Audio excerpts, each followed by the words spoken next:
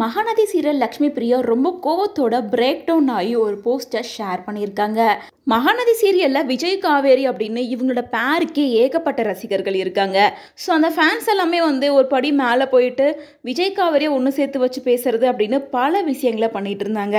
மேலும் நாங்கள் 2 பேரும் கோ ஆக்ட்ரஸ் தான், எங்களுக்குள்ள எதுவுமே இல்லை அப்படின்னு பல தடவை ரிவீல் பண்ணியிருப்பாங்க. இருந்தாலும் ஒரு பக்கம் பேசுகிறவங்க பேசிட்டு தான் இருக்காங்க. ஒரு கட்டத்துக்கு மேலே கடுப்பான காவேரி பேசுகிறவங்க பேசிட்டு போங்க, அதை பற்றி எனக்கு கவலை இல்லை, அதனால பழையபடி விஜய் கூட சேர்ந்து வீடியோஸ் போடுறது, ஃபங்க்ஷன் போகிறது அப்படின்னு வழக்கம் போல பண்ண ஆரம்பிச்சாங்க. இந்த நிலையில் ரீசெண்டாக அதிகமாக விஜய் அவார்ட்ஸ்க்கு விஜய் கூட சேர்ந்து போயிருப்பாங்க. அங்கே 2 பேரும் க்ளோஸாக ரொமான்டிக்காக நடந்துட்டு இருப்பாங்க. ஸோ அதனால் காவேரி தன்னோட தேவைக்காக விஜயை யூஸ் பண்ணுறாங்க. விஜய் யூஸ் பண்ணி அவங்க ப்ரமோட் ஆகிக்கிறாங்க, வாய்ப்பு தேடிக்கிறாங்க அப்படின்ற மாதிரி காவேரியை ஹர்ட் பண்ணுற மாதிரி பல பேர் கமெண்ட் பண்ண ஆரம்பித்தாங்க. அது மட்டும் இல்லாமல் அவங்க ரீசெண்டாக ஷேர் பண்ணி இந்த போஸ்ட்டை பார்த்து நாளுக்கு நாள் ட்ரெஸ்ஸோட அளவு கம்மியாயிட்டே போகுது. ஸோ காவேரி ரொம்ப மோசமான பொண்ணு, நான் கூட நல்ல பொண்ணுன்னு நினச்சேன் அப்படின்ற மாதிரி கமெண்ட் பண்ண ஆரம்பிச்சிருக்காங்க. ஸோ அதை பார்த்தா வீக்கா ஃபேன் ஒருத்தவங்க என்ன சொல்லியிருக்காங்கன்னா, தற்குறி, நீ இன்னும் எந்த காலத்தில் இருக்க? சாரி போட்டால் நல்ல பொண்ணா, வெஸ்டர்ன் ட்ரெஸ் போட்டால் கெட்ட பொண்ணா? எல்லா ட்ரெஸ்ஸும் ஒன்று தான், சும்மா ஏதாவது பேசணும்னு பேச வேண்டியது. அவங்க வேற ஒரு ஸ்டைலை ட்ரை பண்ணுறாங்க, அது நல்லா இருக்கா இல்லையா அப்படிங்கிறது நம்ம பார்வையில் தான் இருக்குது.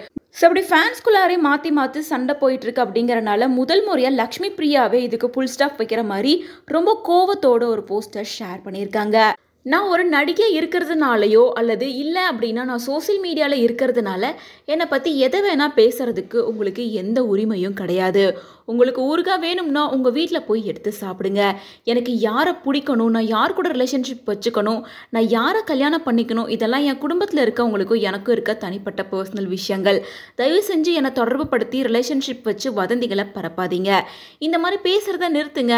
நான் யார் கூட ஒர்க் பண்ணுறேன், யார் கூட டேட் பண்ணிகிட்ருக்கேன், யார் கூட நட்பாக இருக்கேன், இவங்களோட என்ன செஞ்சிட்ருக்கேன் அப்படின்னு வச்சு வதந்திகளை பரப்பாதீங்க. உண்மையிலே நீங்கள் இந்த மாதிரி பண்ணுறதெல்லாம் எல்லாம் மீறி போயிட்டுருக்கு. உங்களுக்காக ஒரு வாழ்க்கையை தேடுங்க.